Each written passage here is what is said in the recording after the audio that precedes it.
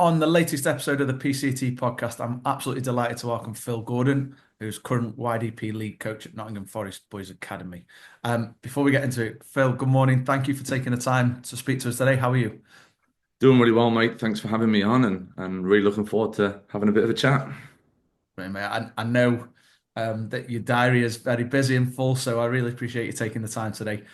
Just to start off, could you just tell us a little bit about yourself and your current role? Yeah, absolutely.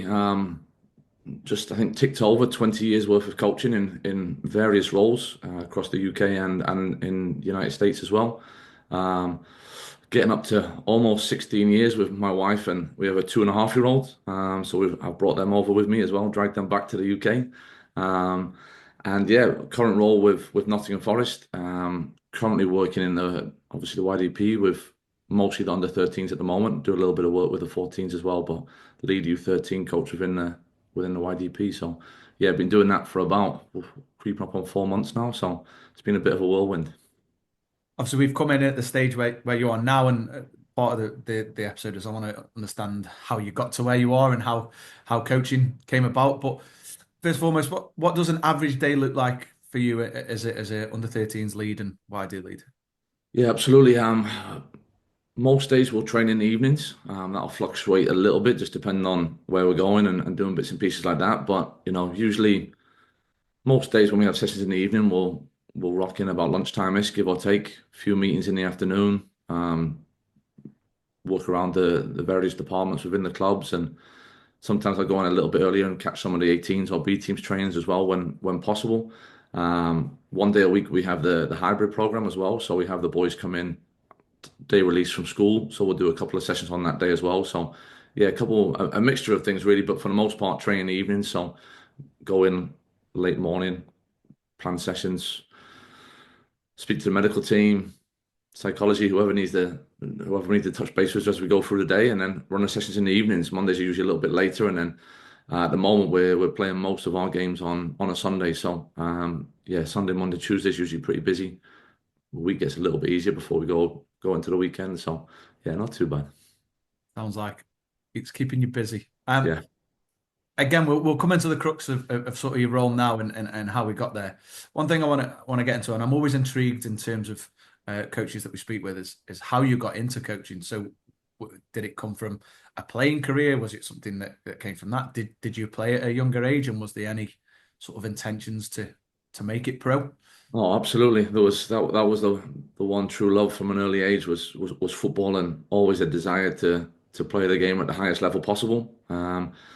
Really short and simple. Didn't work out. 19 years old, didn't really have anywhere to go. Wasn't really sure what to do. There was a company that helped players go to America to go on college scholarships. So at 19, I got a phone call and said, "Is that something you're interested in doing?" Went to a trial day. And I think 2 or 3 weeks later was on a plane to South Georgia in America. So just right on the Florida-Georgia border. It's a small school called Thomas University.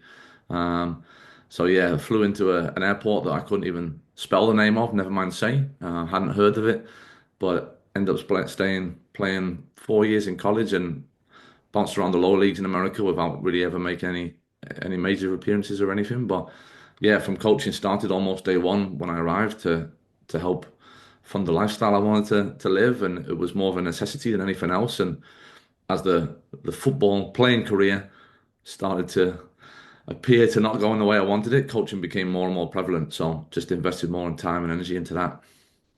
What I find really intriguing is 19 years old, not sure of what you want to do, and all of a sudden an opportunity to go to America, hundreds of miles away, thousands of miles away from home.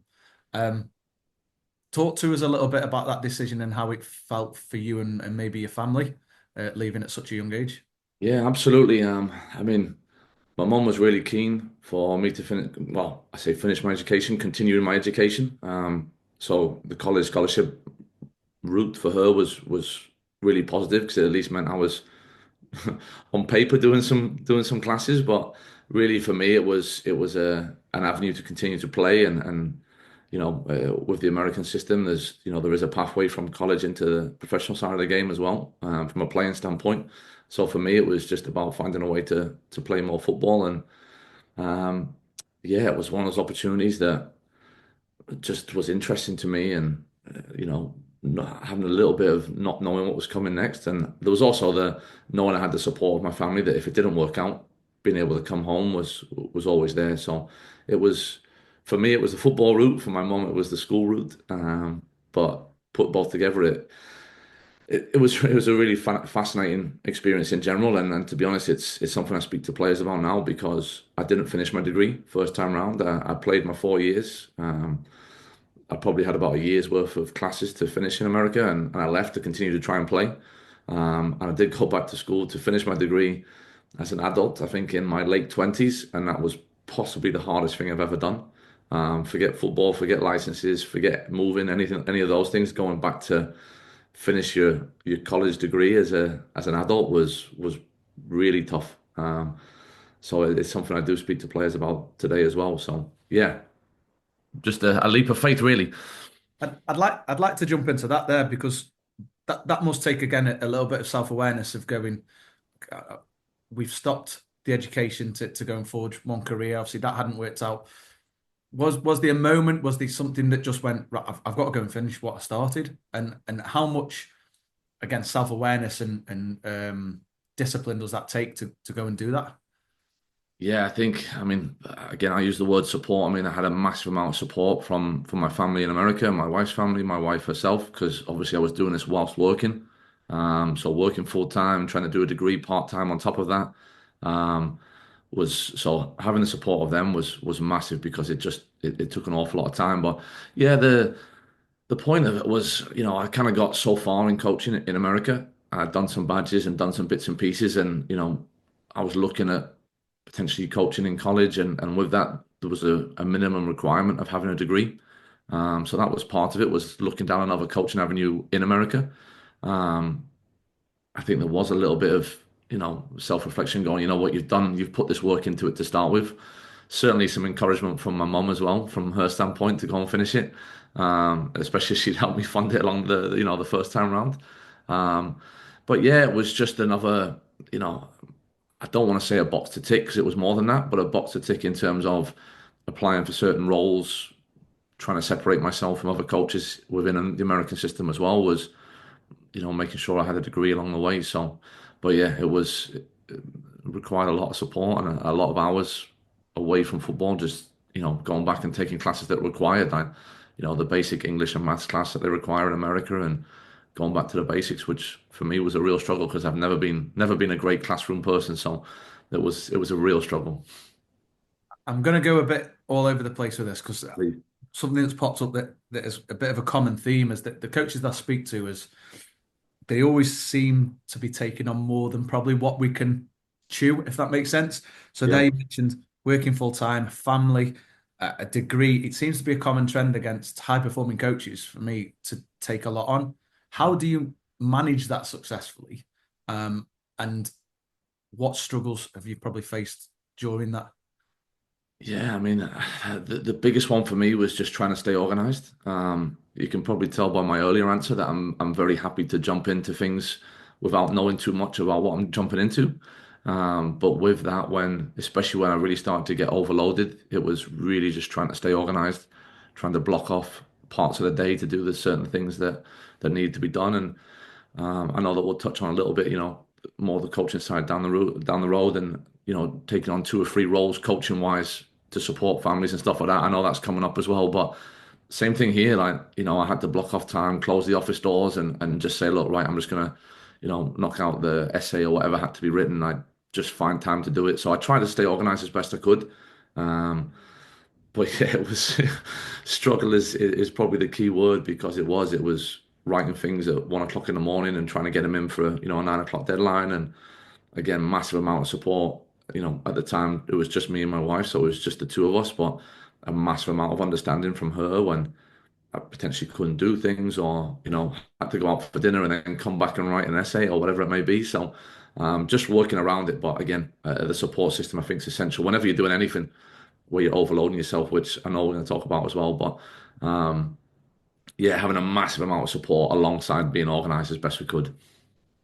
Takes a lot of discipline, and you may have seen me jotting some notes down. You mentioned there being organised, but with that comes discipline, and probably doing the things that you don't want to do but have to do Yeah, for the long-term goal. And hopefully we'll come through that with the conversations later on as to you're in a place now where you probably aren't juggling three, four, five different roles and degrees and studies, but yeah. and afford that more family time, which again we will come on to.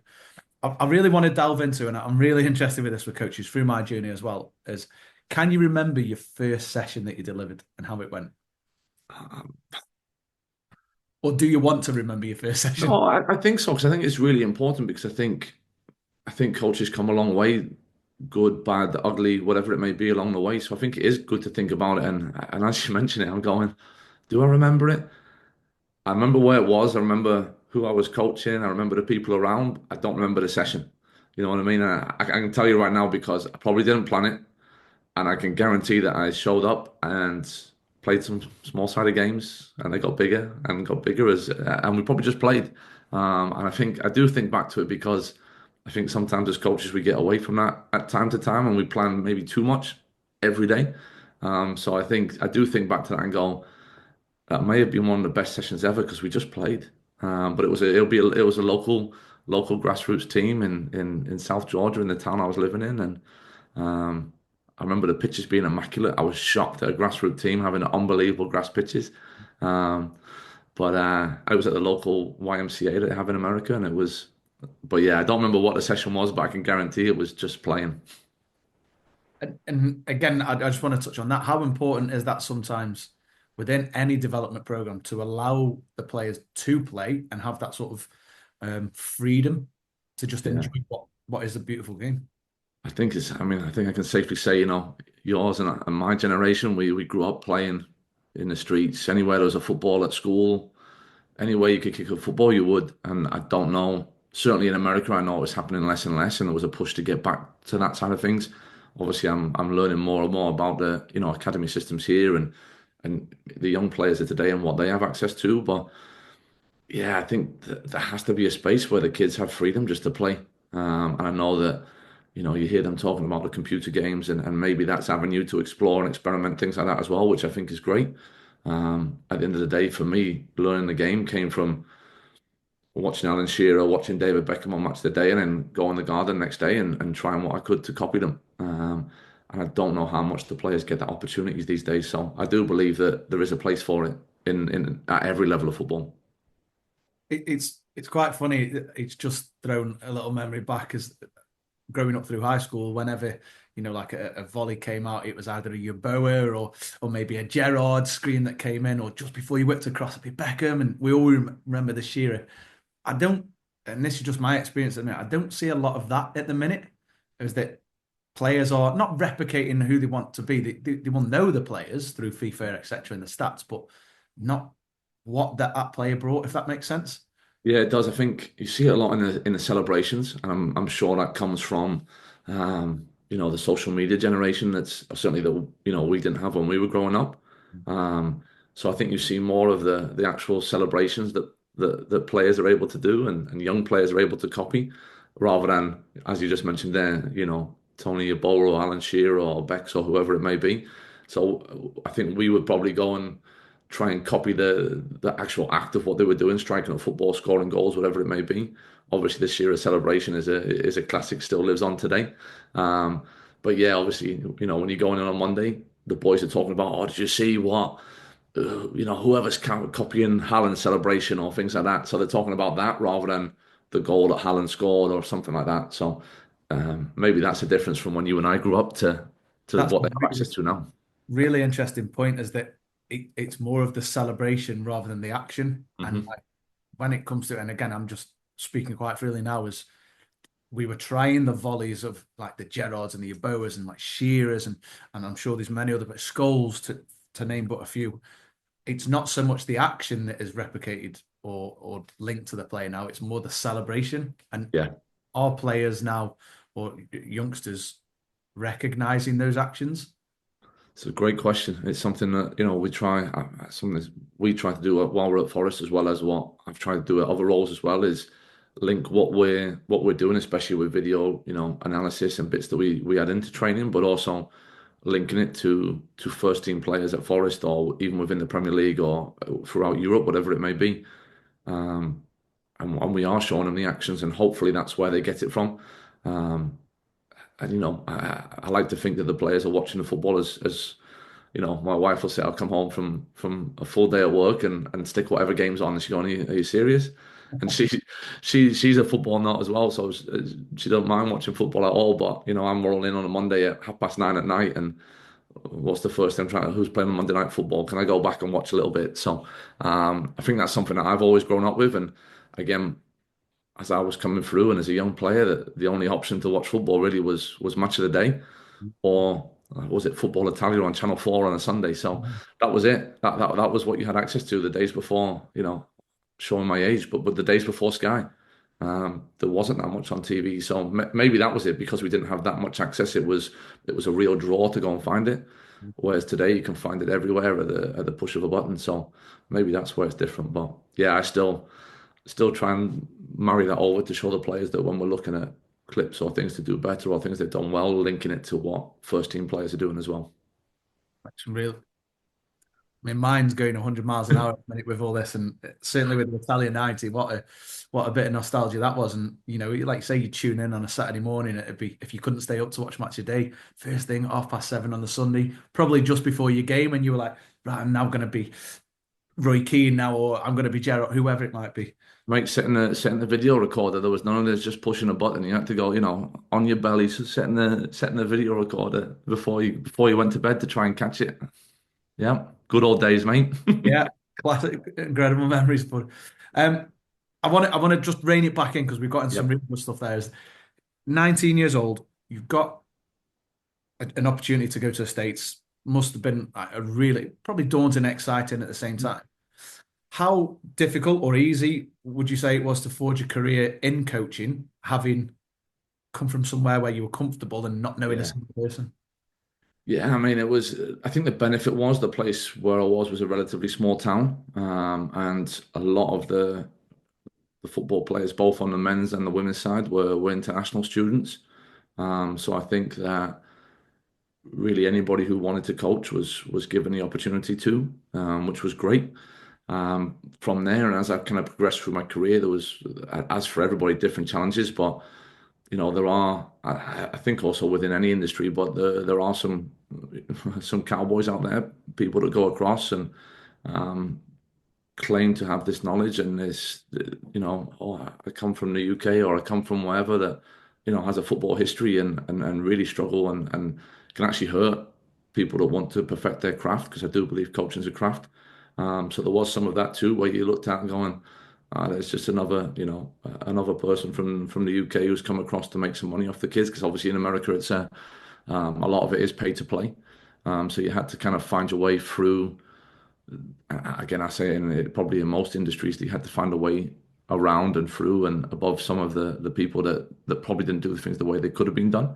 Um, but yeah, it was in school. It was great as we kind of moved forward and as you got up the ranks. Again, in football in every country, it's you had to continue to build your knowledge as well as create connections. And obviously we met through coaching licenses, didn't we? So it's building a relationship from spending a week with somebody on a coaching license, and where does that go and how does that match up down the road. So trying to build relationships along with improving yourself as a coach and as a person along the way. So yeah, it was definitely some good experiences, some bad ones along the way, but I think that probably builds a hopefully builds a great person and a good coach along the way. I've just jotted down there is that you would say, and I don't want to be untoward when we say cowboys, but these Mhm. people that are probably in the game for the wrong intentions Yeah. at times, and maybe just existing in roles. However, you mentioned there that you'd have to work around and above things Mhm. that you saw even at a young age. Would you say that that has shaped how you see supporting and developing others from such a young age? Yes, again, a great question. I think it's, I think it's really important to, a lot of people talk about philosophy and the way they want to be as a coach. I think it's the same thing in terms of a person. I think you can go probably anywhere in the world and succeed, whether you do it the right way, the wrong way, or whatever the right or wrong way potentially is.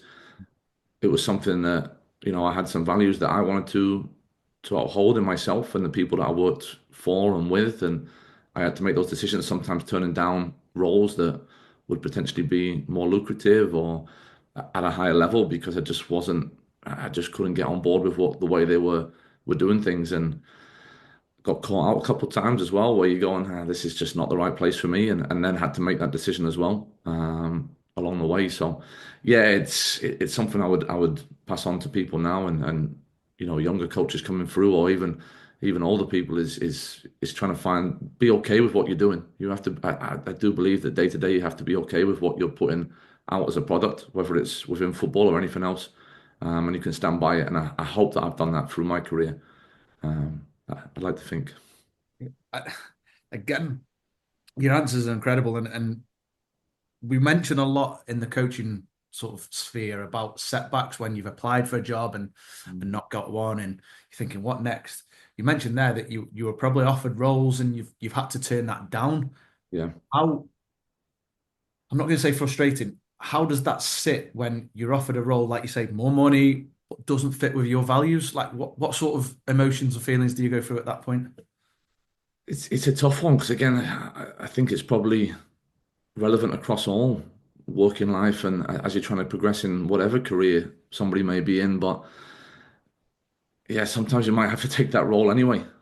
If you feel you might get something out of it. But yeah, for me, it was again, I had incredible support from family and my wife along the way. And even as we're having a conversation as a family, going, that might help the bottom line as we're paying the bills each week, but it's just not right for us at the minute. And being able to have that conversation with somebody that's in your own house it was massive for me because there was probably temptation on the way as well, as we've said there, especially when it comes down to supporting yourself and your family, and certainly from a financial aspect, making decisions to better yourself off in that. But that's probably where the frustration come in, going, I'm sure as lots of coaches and lots of people maybe listen to this going, yeah, I do deserve to be paid more along the way, for doing what I'm doing.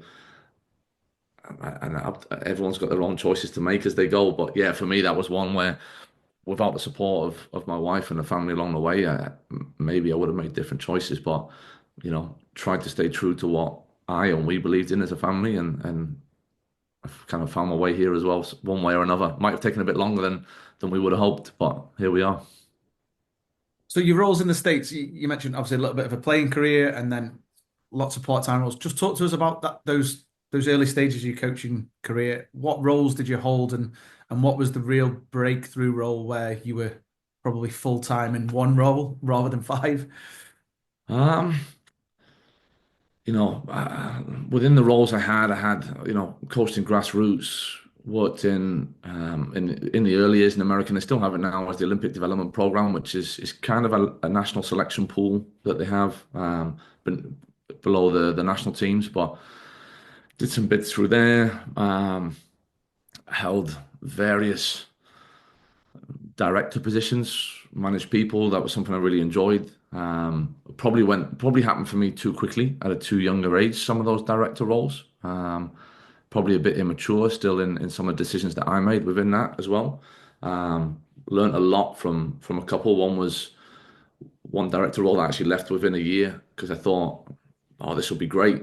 I get to be the boss. This is fantastic. And within 9 months, I'll never forget. I was on the way home from work, and I'm actually in tears in the car, going to my missus, I don't know what to do here. I've taken this job. I've always wanted it, and I hate it. Um, And she said to me really simply, just then quit. If it's making you miserable, get out. And that was a massive turning point for me, just because I thought I got to the top of what I wanted to do at the time and realized that it was nowhere close to what I wanted to do. So I went back into really just being on the grass full time. And that was something that then really dedicated myself to in terms of learning and getting around that. But yeah, that job probably came, I'll even say at the time, 20, 30 years too early for me because it was a lot behind the desk and I just wasn't prepared to do that. So yeah, but again, I talk about my wife a lot, but she's been along the ride with me for the whole way. So that phone call was massive at the time. a question. here, and I hope this comes out in the right way because Please. sometimes my England isn't great, is that you mentioned about the immaturity in a role. What I've taken from the conversation so far is you're incredibly self-aware of yourself and others around you. How how big or detrimental can egos be in football? I'm a firm believer that you need some ego. You have to have, I think it's a very fine line. I used to say this to players and still do between confidence and arrogance. And confidence is, for me, is believing in yourself and the people around you to do a job.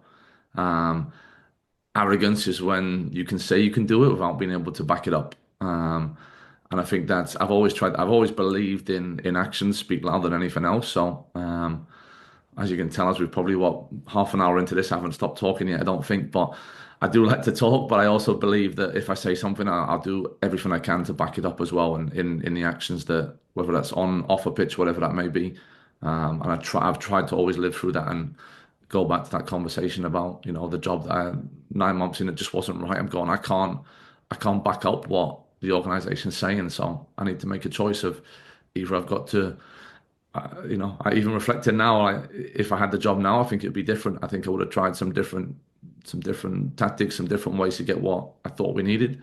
At the time, I think that's where the immaturity came in. Like I wasn't ready to have those conversations with the people that I needed to. So it was, what, if I'm just miserable, then this is just not the place for me right now. And I probably didn't leave in the way I should have done either. And it took me a few months to write a letter, follow up, and say, look, yeah, it was right for me to get out, but I probably didn't do it in the right way, and that was taken well at the end. But yeah, I probably didn't do it the right way either at the start. And I've learned from that along the way that relationships, as I mentioned before, are really important, whether it's my choice or theirs, to try and hold on to them when we can. Mate, I've got like tingles because of how like just how you're speaking in terms of and I'm speaking from opinion. We see, or I see people in roles in football who aren't self-aware, who continue to think this is fine. I'm going to continue going, and it can destroy the multidisciplinary team around you.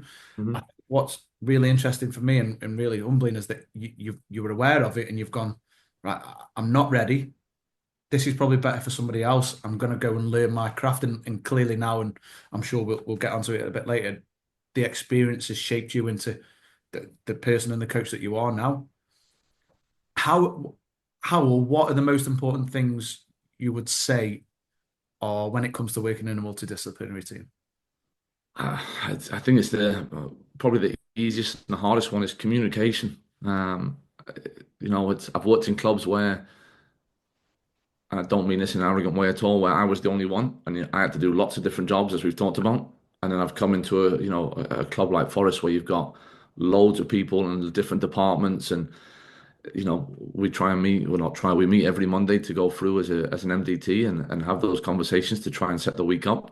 Um, and even then, there's bits that get missed here and there, and we have to figure it out, and we have to work hard to make sure, because you know, communication should be really simple, and it's not always. And that, again, I think I believe that in life, even with my wife and my 2-year-old now and all that. It's, you're still figuring out that you thought communication was easy, and it's not. It takes effort and it takes work. And yeah, for me, especially the bigger the organization, the bigger the club, the more people, communication just is essential.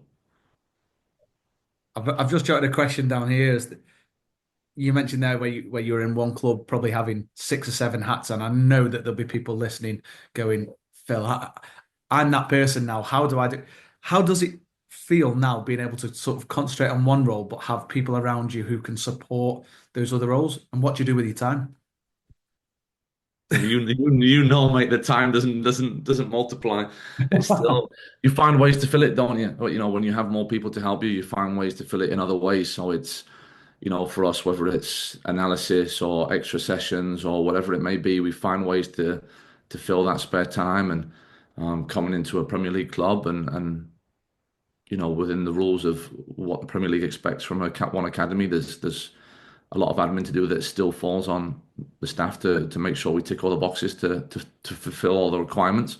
And that's been a steep learning curve for me as well. And I made mistakes early on, and he got back to saying I had to put my hands up and go, guys, I've missed something, and that was it's really difficult coming into a new role, and you're going, oh, within a week or two, I've made a mistake here, a big one. Can we help out here? And again, the people at Forest have been fantastic since I've been in, and obviously, I'm sure we'll get onto it, but it was a big move bringing a family from America back after 20 years and all that. So, again, jumped in with 2 feet, and yeah, just because there's more people doesn't mean to say it gets any easier. There's still a lot of work goes on, and I would go back to that communication part that when it is just you, you can kind of rely on just yourself to get it done, and if it doesn't get done, it was on you. There was, there's nobody else to point fingers at. There's nobody else to blame. It's just on you. So sometimes I found that was easier. Now you're in a role where you have to connect a lot of dots, and you have to go find people and phone calls and text messages, whatever it may be. Like sometimes more people doesn't always mean better. I can tell you in this one, it has been better, and I am spending a lot more time on the things that I want to, as opposed to the things that, as you said, a lot of people are probably sitting going, I don't really want to be doing this, but I have to. You mentioned that you've held some really good roles, directorate roles, coaching roles, heads of coaching in the States. Why then the UK? And I know that might be a bit of a personal question, but No, not at all. It's double-edged. There is the personal side that I've mentioned our son's now about 2.5, and obviously he was born in America, and we made a decision as a family at some point that we would come back this way, and so we're closer to my side of the family. Obviously, my wife and her side have been great, supporting us for the last 20 years, and I've been away from home for 20 years, so it was always there was a draw on the personal side to come back from that side, but really from the real driver was the football part of it, that being part of a couple of MLS clubs along the way, and working within the MLS in certain age groups, and doing that piece was I wanted to come and see if I had what it took to work in the Premier League or Serie A or wherever it may take me from here, that coming to work in what I consider the best league in the world currently in the Premier League, and at a club with a massive amount of history, as well as the amazing things that they're doing this year. It was one that was almost too good to be true. But it took, we were just talking about the other day, it took probably 3, 4 years of applying for roles and networking and waiting, not even waiting for the right one to come around, but with the work that was being done, trying to find the right one that we could support our family and move and do all those things. If it was just me, like we talked about 19 and not a care in the world, give me a suitcase, I'll fly anyway. Obviously, moving back with a young son and my wife was we had to find a balance of, no, let's jump in and see what happens, but also we've got to be able to survive as a family too. So yeah, a big jump, but yeah, that's that. So a little bit double-edged, personal side as well as but a big driver was the working in the Premier League and having that opportunity as well. this might be a little bit more personal and in depth. That is a huge, huge decision. Having spent a lot of time yourself being away from the UK and your wife, who was, as American in the States, Mm. asking your partner to leave her home and family to come and go to the UK.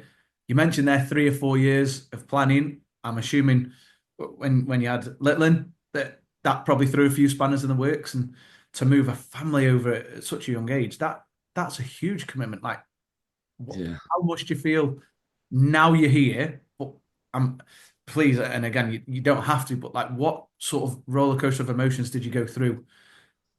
It's a great question, and I'm very happy to answer it, mate, because yeah, I think it goes both ways for people that have spent a long time here and maybe have the opportunity to go that way, or even to other places in the world where football's growing. I think there's a massive amount of discussion. Obviously, we made a choice that we've been.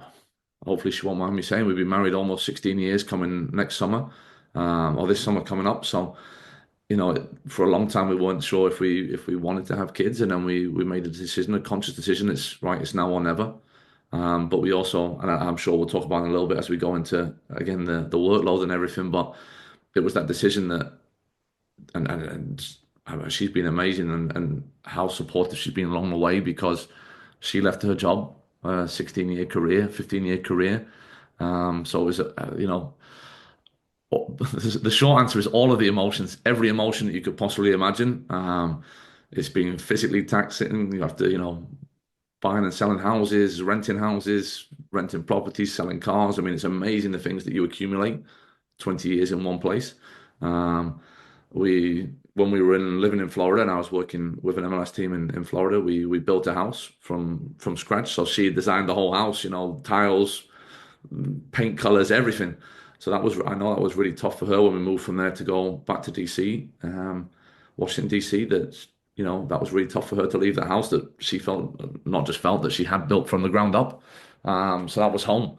So all those things.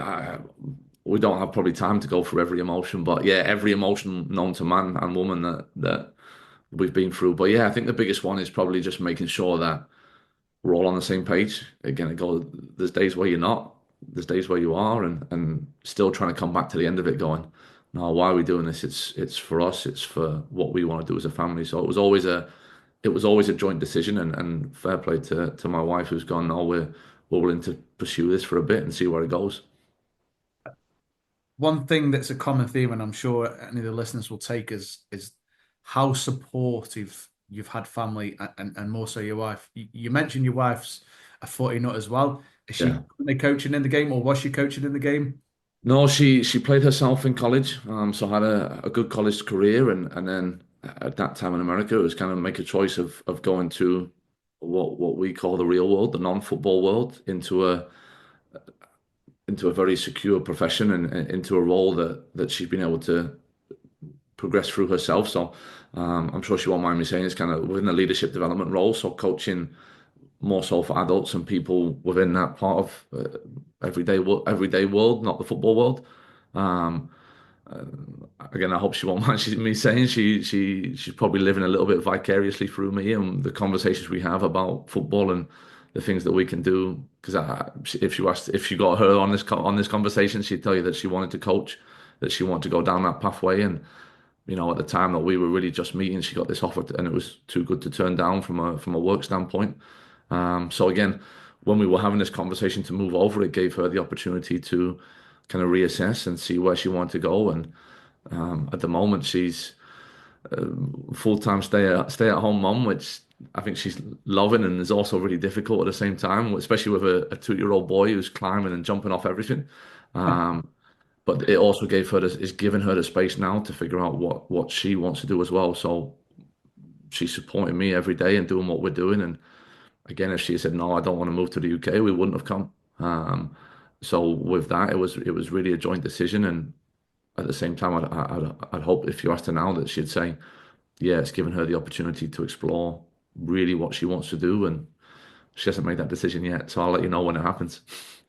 I just firstly I want to say thank you for being so open and honest with that. That's obviously quite a personal statement, but I think for those that maybe listening or in limbo, is that there's a couple of things. Like the support network has been incredible, and I always touch on the support network because coaching can be lonely.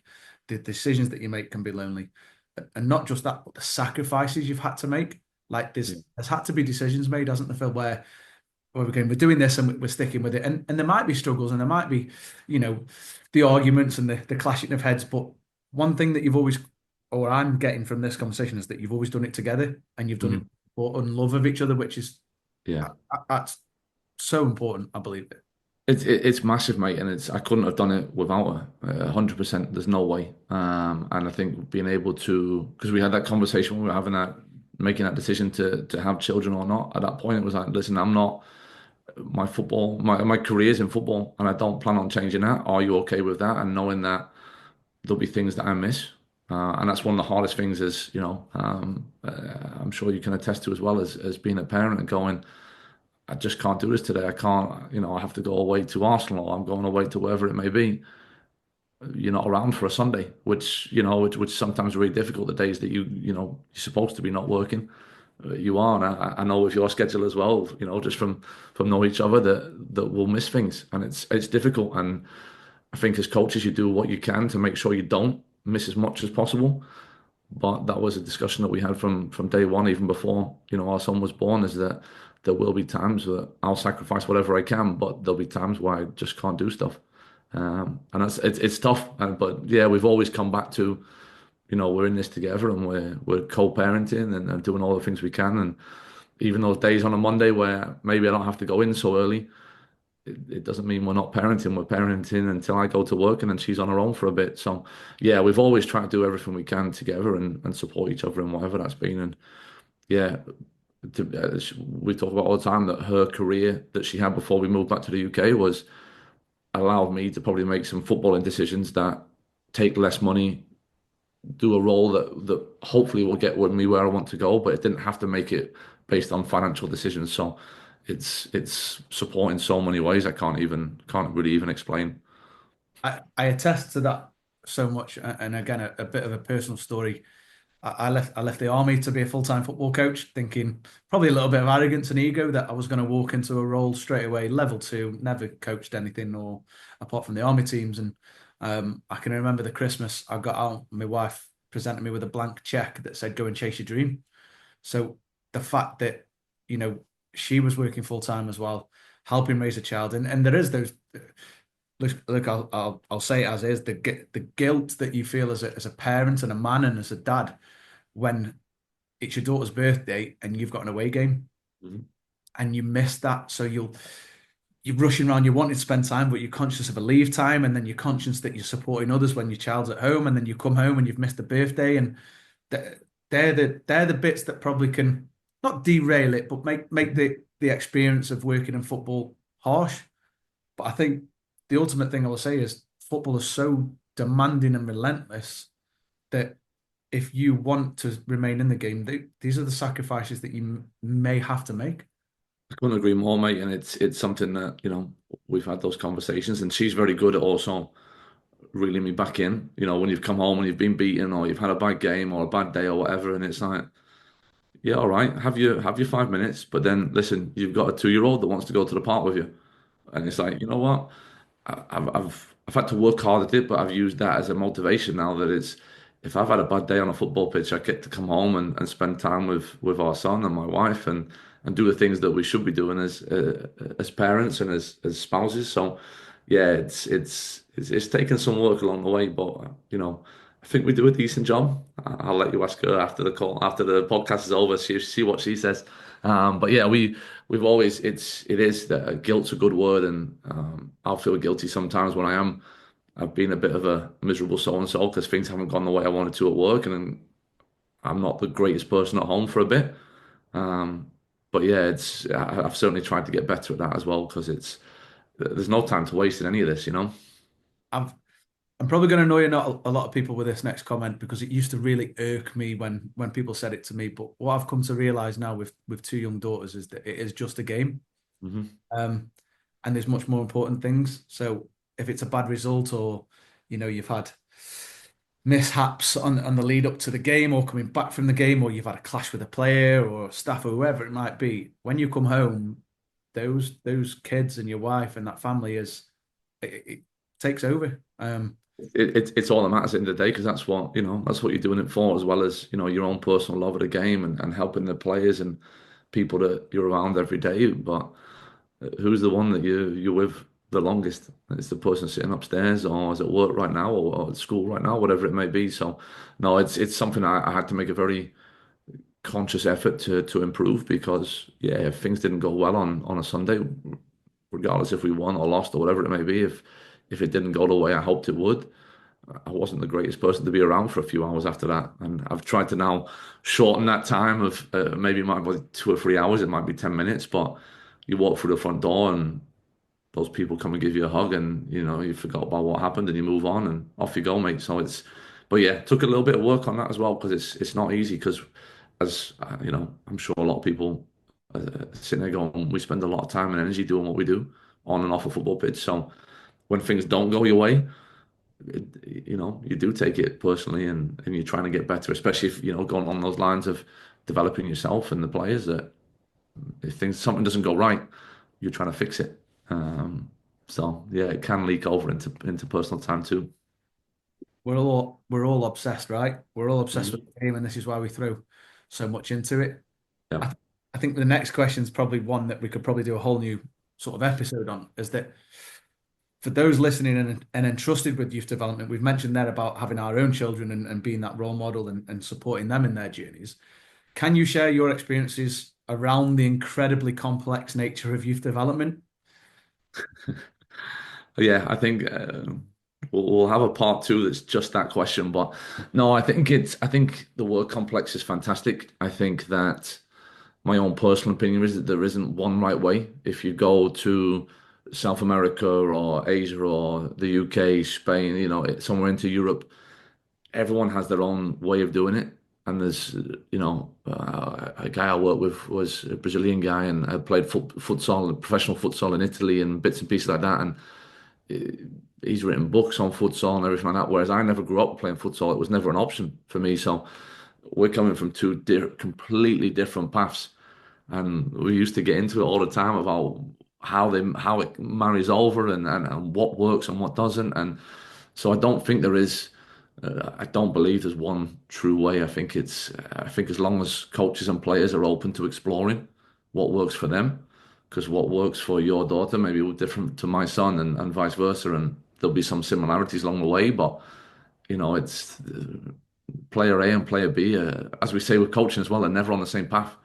So it's finding what works for that player is, or that person. You've just answered the second question there, which was, is there a blueprint for youth development? I think there are probably certain things that we could sit down and hash out and both agree, and I'm sure lots of people would agree that there's probably A, B, and C that you would hope were there all the time.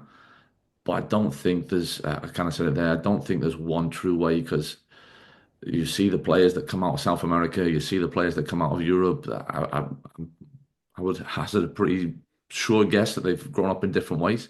They've experienced football in different ways.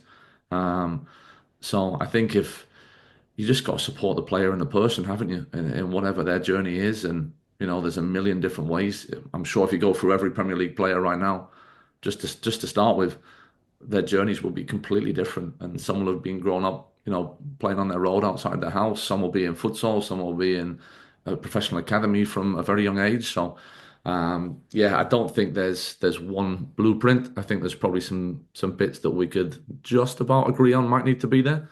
But I think if you ask 10 different people, you might get 10 different answers. And that's the beauty, right? Is I was that just about to say, you took the words out of my mouth, mate. That's the best part about it. And, we go into learning and the opportunities you get to be around other people and other coaches. I think that's the best part about it is that, I talk about my assistant coach was a futsal guy and we just have daily arguments about futsal and its benefits. And again, that's what he grew up with. So, we're still good friends now. So it didn't end in tears. But yeah, used to have arguments every day about what could work and what couldn't. So that's the best thing about football, mate, is it's so global and there's so many different ways to do it. I think that's really important there is that you mentioned that he had arguments, some way to Mhm. frame it as discussions, but Oh, no, they were arguments. I can tell you right now, they were arguments. Yeah, there were lots of discussions, but ended up there were certainly a few there. And again, I'm sure if he was on the call, he would tell me the same thing. But no, it was always about and maybe I may be jumping the gun, but it was always about doing what was best for the players, and that's why it became an argument. And at the end of it all, we agreed to disagree or whatever it may be, and went out and ran the session together, and there was never any problems in that. But I think that it was the passion that came from his and my beliefs, and I had to change some of my beliefs, and it ended up working. And he tweaked a few of his along the way, and I think we did a decent job along the way with it. But yeah, it was certainly the passion and what we believed in at the time. and again, that's where egos can Mhm. clash. Yeah, absolutely. Also help support and develop others. Now, I'm sure that you've taken lots from your assistant then, and I'm sure if we had a conversation with him, he would say the same and go, "Oh, we used to argue with Phil and we clashed," but he had some great ideas, and it's about probably that collaboration Mhm. and the openness to learn. What what pressures or what's the word? Pressures or pride do you feel being entrusted with so many individuals' development? It's, I think people probably say it too often, and it may even be that kind of cliche, but like it's a privilege because people are entrusting me with their son or daughters. 'Cause I've worked on both sides of the game that, you know, with their development, and sometimes we end up spending more time with the kids than even parents do because by the time they've done school, anything after school, come to football. Sometimes we get to spend more time with these kids during training and the bits we do at the club than the parents do. So it's that's what's really pushed me to again to work at my craft, because at the end of the day I'm responsible for, right now 15, 16, 12 and 13-year olds lives, right, within football, and hopefully I can give them some bits outside of football as well. But if you multiply that over 20 years, it's a tremendous number of players that I've been able to interact with. So I'm sure not everyone's had a positive reaction to the way I coached at one point or another, and hopefully I've been able to learn from that to do the best I can. Because yeah, it's this world goes up and down, doesn't it? There's good days, there's bad days for everybody. So hopefully I've been able to continue to learn along the way, and I don't think that journey ever stops until you put the boots away, and that's it. Um, yeah, I think what's really important for people who may be listening, maybe grassroots or academies, pre-academies, wherever they may be working. One thing I'd like to touch on is you mentioned there that you're entrusted, so effectively you can sometimes spend more time with the person than their child is. So obviously we've got the primary attachment theory, which is mother, father, home life. The secondary attachment theory is that you, as developers and coaches, become a really, really important part of that person's life. How, again, we're talking about a fine balance here. How much impact can you have positively and how much impact can you have negatively, dependent on your responsibility roles and beliefs? yeah. I think a huge amount, especially being in the world of football, because you know these kids have dreams, right? There's a reason why I started playing the game and watching Alan Shearer and those guys as we went through. But um, yeah, I think that's why it's so important to work and to learn not just the football part of it. It's great being able to put cones down and strike a ball and do whatever it may be, but in the day, they're all people. Every person that you work with is exactly that, is a person. So you have to, you know, I've always tried to be as honest I can in a respectful way with everybody, whether it be the current group of players I'm working with who are 12 and 13.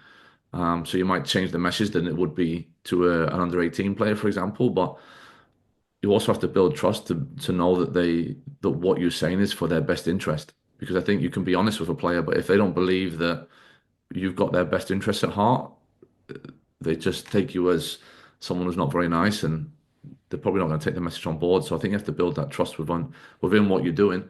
And yeah, I think especially in the world of, again, we talked about social media and those bits earlier, and what the kids have access to. Like there's a lot of fabricated, if I'm going down the social media route, where things are not always as they seem. So that's what I think as coaches, as teachers, we have to try and be authentic, but also make sure they have an understanding that, well, hopefully they understand that this is in their best, we have their best interest at heart. And that's a lot of pressure and responsibility, isn't it? For Yeah. not just one person's life, because it's not like your child, you've got you're their number one, and vice versa. You've now got, as you made, 15 children whose dream is to go and play for Nottingham Forest, and hopefully, beyond, or within a professional environment. I had a wonderful conversation with Courtney Pitt a few days ago. We're recording an episode like this, and he mentioned about his experiences as a player opened his eyes, even at a young age. So we're talking, what, 10, 15 years ago, maybe, if not more, of the sacrifices and the hard work that was made. You made a great point there in terms of social media, is that social media only tends to show you the glamorous and the exciting stuff. How important, or what message would you give out to any coaches or players listening? I'm not going to say ignore social media, but No. gain realistic expectations of, to get to that really, really good positive stuff all the time, there has to be elements of failure and stress and setbacks. Yeah, I think and before as a parent, I probably didn't understand it as well as I do now, is that we want the best for our kids, right? We want them to have the best path possible. Um, but also, I am a firm believer is that they do need to fail, because you learn a lot from failure, and hopefully you can learn a lot from failure. So, it's I mean it's massive, I think, and it's trying to get to have the players and hopefully my own son when he's old enough to understand it that what you see in a 6 second video or a 10 second video is there's a lot of work that goes behind it. You see some of these Instagram accounts where you see the work behind what that 6 second video, and you've got somebody crawling along on the floor taking the video. You've got somebody holding a light. Like it's not just that person in the frame for 6 to 10 seconds. It's even within that, there's hours upon hours of work that go into that just to present what you've seen on social media. So I think we have to. For a long time, I wanted to resist social media and didn't want to, hoped it would blow over, and clearly it's here to stay. Um, and we have to embrace it. So finding a way to reach players, to reach whatever generation it is, that just find different ways to reach them. Basically, is the short answer. Is how do we find ways to have them understand that it's not just about that 6 seconds that you see. It's all the work that goes around it to get that 6 seconds. It's again, this it could be a wonderful, wonderful discussion for part two because I'm really like I face this with obviously the business that we've got. We help support players individually, and what people won't see is the failures, the stress, the frustrations, the tears when they may be going through adolescence and they don't understand the body and they can't trap a ball or they can't do a pull push or whatever the skill attribute is. Yet I think the success, and if you wanted, and again, determining success is another minefield, but the development comes when that player then does execute that move or gains that confidence in game and it's noted by others. Now, Yeah. we will see that one action, but what they don't see is the weeks and weeks and weeks of frustration, self-doubt, negativity. I can't do this anymore. I'm going to give up. My question here is, as a coach or maybe a player, how would you deal with those setbacks and what would be important to you? I mean, it's currently it's great. So again, we talk about the multidisciplinary team, and that we have psychologists on staff. There's individual coaches. There's people that can support these players around me as well. Assistant coaches, every goalkeeper coaches. We've got a massive amount of staff. So it's being able to help that player find the right person or people, because it might not be me that helps them. To be honest, it might be the sports psychologist. It might be someone in the player care team. There's so many different avenues. So I think my role as a league coach is to try and find the right person to help that player as they're going through this, because it might not be me. I think that's, you talk about egos, and that part of it is that it's trusting the people around you might be the person to help as well. It might not be me. Obviously, on the other end of the spectrum, if you're in grassroots or on your own, or it's just you and an assistant maybe, then yeah, maybe you have to go and read a book. Maybe you have to go and get on a webinar with somebody. Maybe you have to reach out on social media or LinkedIn to somebody who can help fill that knowledge gap if you don't have it. And I think that's, for me, going through everything, doing 2 and 3 year old classes with mom and dad and me classes with little ones in America, all the way through to helping in first team football, and on both women's and men's sides, being able to say that from the experiences I've had, not just my experience, but the things I've learned along the way, hopefully I'm well rounded. But there's still gaps in knowledge, and I still have to go and ask people all the time, hey, what do you think about this? I've had this player's come to me with this problem. I'm not sure what the answer is. What do you think? And I'm not sure I would have done that 10 years ago. I would have probably just tried to solve it myself. You go back to the immaturity part as a coach, and there's something like that. Like sometimes I think we believe our own hype about how good we are. And I think that's something I've learned over the years too, is that sometimes it needs a quick phone call to somebody going, hey, have you ever experienced this? What do you think?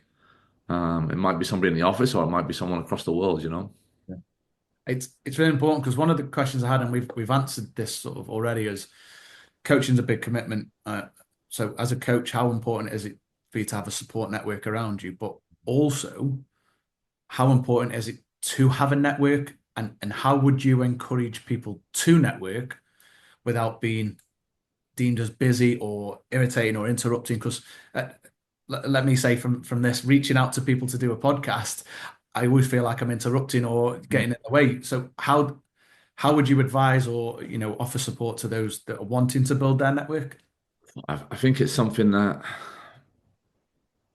it's not easy. I think because you hit the nail on the head. There's, especially again, I go back to whether it be social media, or I'm not sure whether LinkedIn's classed as social media or not, but Obviously, that's some way where someone can just push a button and, I can't tell you the amount of requests you get from people who have no idea who they are. And, it's very difficult because you're going, do I say yes to this person? What do they want? If I accept their invitation to connect, do I then get an email 10 seconds later going, hey, can you find me a trial or can you do this?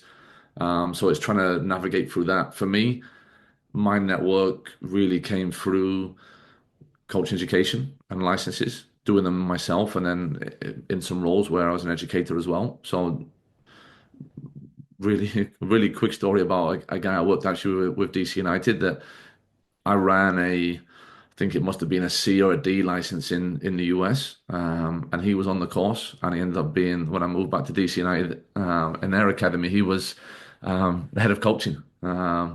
So it came full circle where I rang him up and said, "Hey, we're keen to move back to DC. Are there any roles at the club?" Blah blah blah. That was 15 years that our first interaction was to him actually end up being my technically my not technically he was my line manager. He was the head of coach at the club.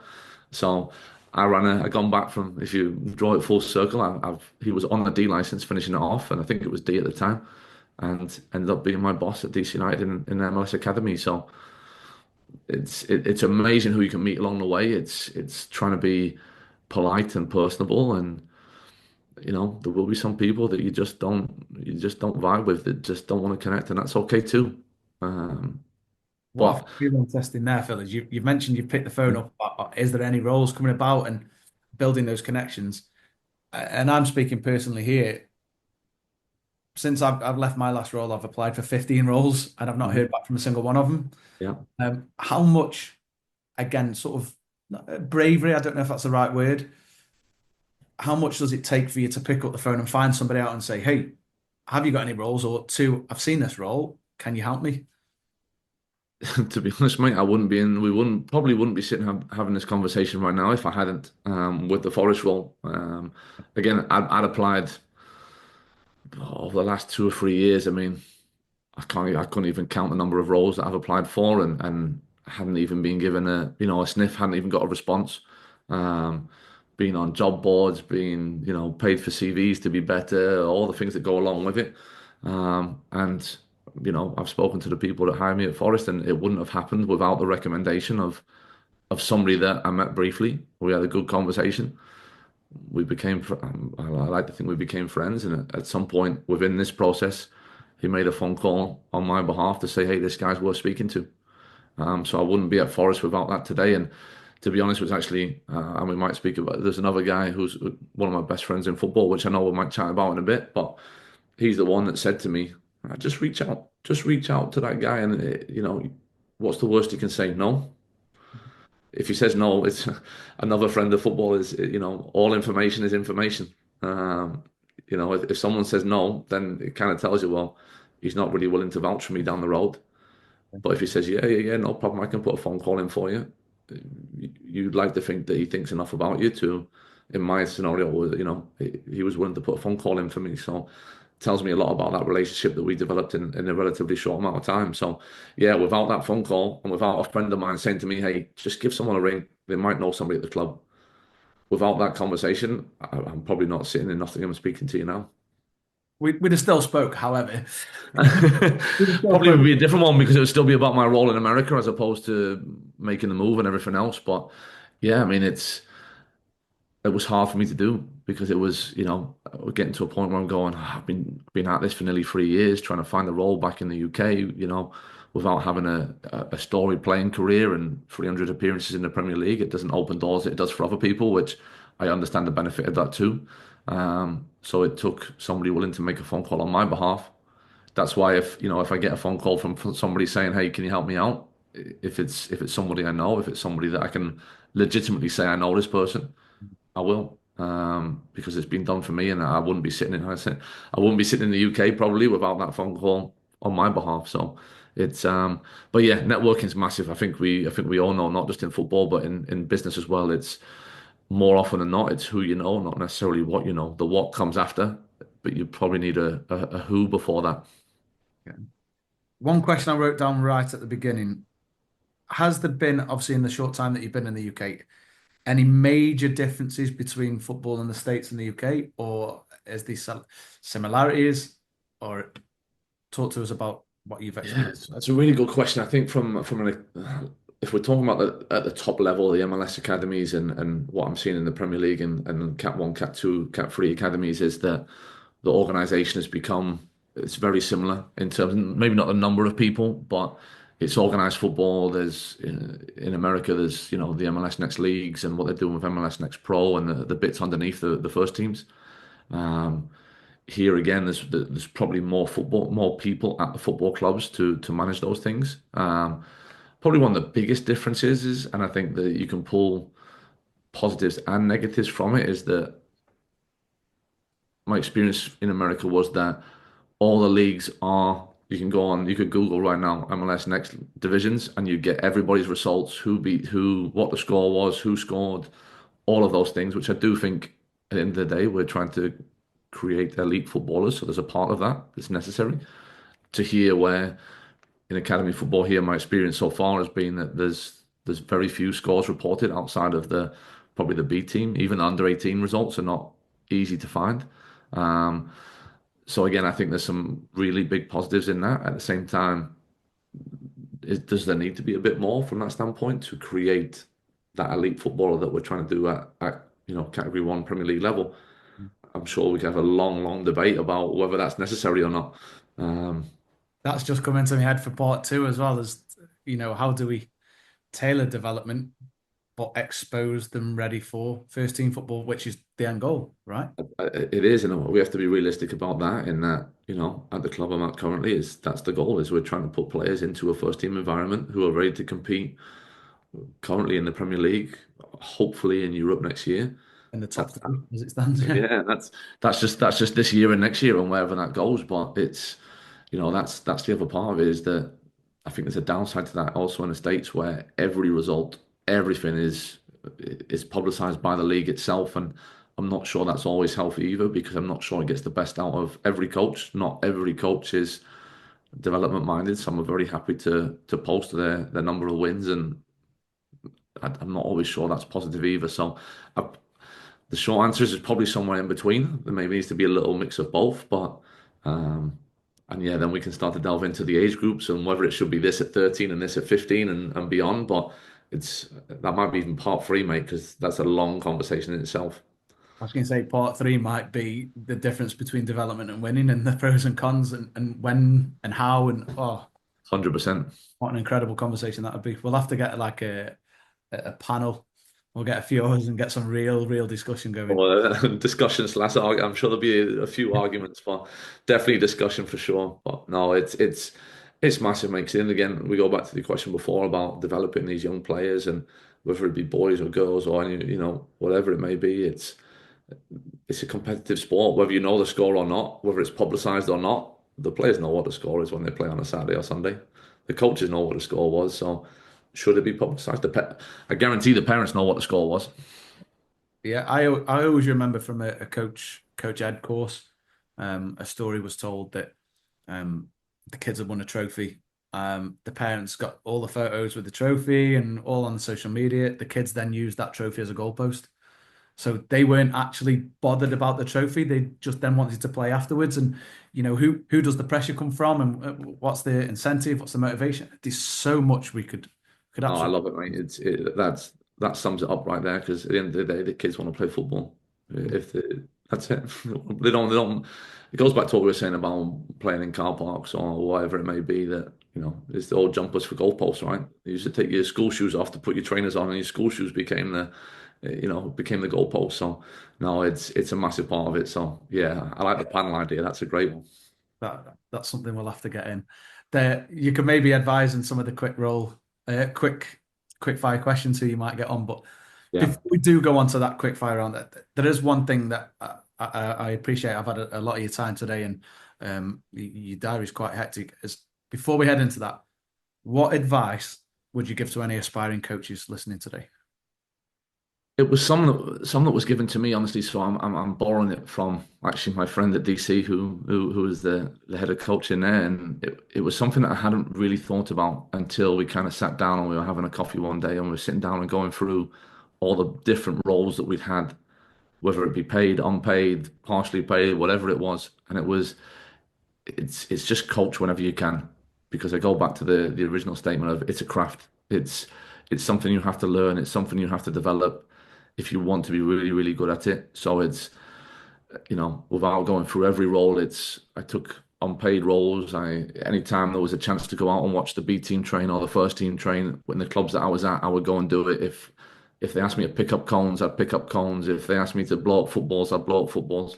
So it was really just being immersed in it as much as I could. That because it's amazing how many little things that you pick up along the way from other people. That whether they're if we're first team coaches, grassroots coaches, I can go and watch a session down the road tomorrow on a random piece of grass, and I'm sure there's something that I go, oh, I quite like that idea, and see how I can use it in what I'm doing. So it's just practice, coach whenever you can coach, and that's that's how we got there, was just the amount of different things that either one of us had done over the years to coach. I think that's the only way to get better at it, just practice. I think a final question I've got for you before we go into the quick fire was, you obviously now a very well experienced and qualified coach with a real rounded experience across multifaceted roles. Anybody looking in would go, you're at the pinnacle of your game. How do you now develop yourself? It's a really, really good question. Again, it's continuing on education pathways. I'm fortunate enough over the years I got my American A license, US A license in 2014. I then went back through the UEFA route and did, the B license, went back, and even then, while it was a lot of repetitive information, it was still good to go back through and do it. Um, Obviously, through our connection, going back through the Scottish FA and doing the Elite Youth A and the A license as well. Like, again, even though a lot of it was stuff I thought, oh no, I know this stuff, that's good. It also opened up discussions and conversations about different ways to do things. And then even going back now that having the conversations about doing it's a requirement working in a Premier League academy, but doing the Advanced Youth Award through the English FA.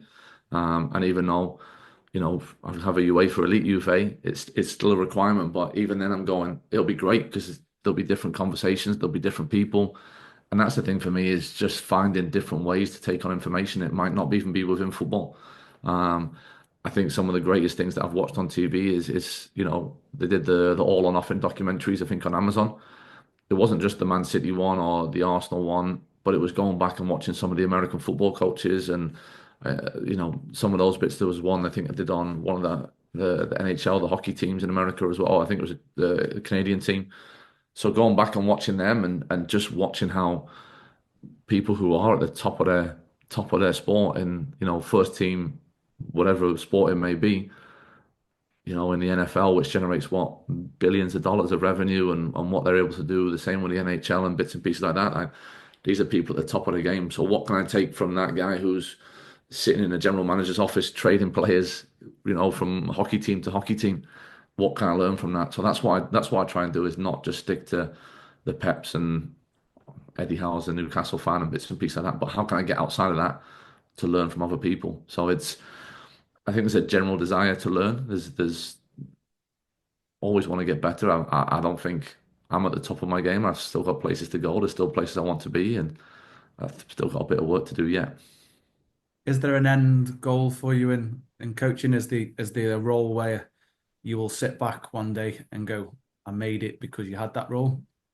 Not made it. That's wrong Yeah, for. no, no. I think there is, and not everybody wants to be a first team coach. Not everybody wants to, if I got the chance to manage a team in the Premier League one day, that would be the goal. I don't think that's a short one. I don't think it's one that, because I'm at Nottingham Forest, I expect to be offered that job tomorrow because I'm in the academy. I think it's one that it's a dream, probably. I think especially for someone that comes from not having 300 appearances somewhere or something like that. I think that certainly helps, as what you're seeing with Frank or Wayne Rooney or any of those people that's coming through. So I think it's a different pathway for me, but that was one of the draws to come back here, was that one day I want to coach in the Premier League. That's first team football in the Premier League. So I'm one step closer being at a Premier League academy, but I don't think that dream is anywhere close to being achieved yet. So, but that's what it would be, mate. First team football in the Premier League would be, yeah, I'm done. Well, this conversation will be recorded, kept, and replayed when that happens, my friend. So obviously Brilliant. we're wishing you the best in terms of that. The quick fire question round, it's never, never, ever quick. Obviously, prior to this, there was a question framework that we went in, but there was one question I did leave out intentionally. Okay, mate. Is define elite football. I'll go with playing at the highest level that you can because it's elite football for somebody in the Premier League and first team football is elite football. But elite football for someone that's playing under nines grassroots football at that time, that might be elite to them. So it's playing the highest level that you can. I like that one. And I'll be honest, and I will always give him credit for it. Temasan Williams, he asked me that question when I did something for him, and I found myself arguing with myself, and it really, really threw my brain. So I think that's a very good I answer. promise you, I'll be sitting afterwards on the iPad writing that one down and going, okay, how else could I answer that one? But yeah, for me at the moment, that's what I would stick with for now is playing at the best level that you can. Right, thank you. Best moment in football to date. Two, one's a very short one and a very recent one was Newcastle going back to the League Cup final and beating Arsenal over the two legs. I mean, I thought those two performances were outrageous. Um, But as we were talking about, as we were looking through the questions that you sent over and had a little chance to think about it, it's really just seeing players that I've had some sort of impact on achieving something great. Um, Whether it just be working with them for a few weeks or every little bit I hope that I've had an impact somewhere, whether it be a few weeks, a few months, a few years. So when I see a few reports of academy players that I work with in America making first team appearances and bits and pieces like that. Like that's that's where I go, you know what? I hope I had some part impacted them in a positive way in some part of their career. Best friend in football. I don't think I can't just say one. There's three. So there's a couple of friends of mine that are still in America. Phil Liversedge and Ross McMoney's on different coasts in America, working in some football over there, and then Max Rogers, who's up at Wigan, first team assistant manager now at Wigan. They would be the three. They're usually the first phone calls when everything goes wrong. Who's been the toughest opponent as a coach? I put a couple just because it's when I was in America, it was Philly Union. Every time that the group of players I got anywhere in competition, we were doing well. We were getting through to the last rounds. I came up against Philly and lost. So Philly would be my nemesis in America. And then I just recently got the opportunity to play against Arsenal under 13s, and I thought they were fantastic. So it was great to see them play as well. So yeah, Philly in America for years and Arsenal a couple of weeks ago. Best coach you've worked with? I've got a couple again. I work with, and again, a couple of names that people might know. David Longwell came across to Orlando when I was there, along with Max Rogers, and they were two for very different reasons. Um, Two people that influenced me a lot, and then someone I worked alongside and has actually now gone on to great things with Orlando Pride. The women's team is Seb Hines, who's the head coach of Orlando Pride right now. Seb and I worked for a long time together in youth football, and before he took on this role, and what he was able to do last year with Orlando Pride in America was truly amazing. So, three people that I ring a lot for advice and to bounce things off. Who's been your biggest role model or influence in football? I was racking my brain to find somebody, and it goes back to kind of that answer I gave before that I don't think there is one. I truly try and find things to influence me and to help me solve problems, whatever it be, in different areas. So it's usually sports. I'd say that I very rarely go outside of that. Probably to my own detriment that I don't go outside of sports enough. Because I think there's things to be learned from the business world and everything else. But it's, as I said before, about watching some of those documentaries of teams outside of football. Um, that's where I go. But there's not one direct individual. Best player you've coached? He's just made his first team debut with Orlando City, Gustavo Caraballo. Worked with him a few years ago in the academy at Orlando, and I believe it was last week or the week before made his first team debut in a preseason friendly. So yeah, he was one of the ones that right away came across and went, "No, this kid's special. This kid's special." Describe yourself in 3 words. As you've probably heard, I need more than three. No, I give it a hyphenated one just to make it three and a bit. So I'm passionate about what I do. I truly believe I'm hardworking and loyal. I believe I'm someone that's willing to graft where I am to get what I need until it becomes untenable. So yeah, I went with passionate, hardworking, and loyal. So I go 3.5 words. I'll take that. Is there anybody you would recommend or like to hear on the podcast? The two guys I kind of mentioned just earlier on, Seb from Orlando Pride. I think Seb would, grew up playing the game in England and moved across to America. Various coaching roles that I got to know him in as well before, winning a championship with Orlando Pride last year was a massive achievement for the club as well as Seb. So I think he would be a fascinating person to speak to, and Max Rogers at Wigan Athletic as well. Again, Max came across to America to work in Orlando as well when I was there. So I think his journey into what is first team football in with Wigan right now and his pathway would be a very interesting conversation as well. So they're the two that I'd highly recommend. We may use our network, i.e., yourself, to facilitate that in the future. But um, I I'm really looking forward to listening to this back to this because I still think there could be a part two with bits that we could expand on.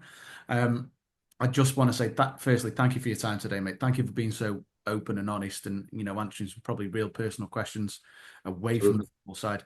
Um, I wish you, the players, and obviously all the staff at Forest well, and I'm sure we'll be picking it up again soon, or sharing a message over the latest Adidas Predator.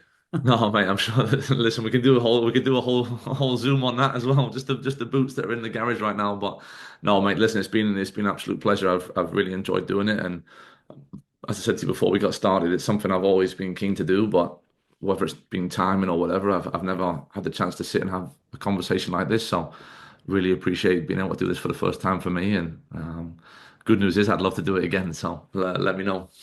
We definitely will. We'll have a part two, mate. Brilliant. Thank you very much, mate. Thank you for listening. We hope you enjoyed the content that we're trying to bring to you. You can find us on the iTunes Store, Spotify, and if you want to see the video, you can see it on our YouTube channel, PCT Football Coaching.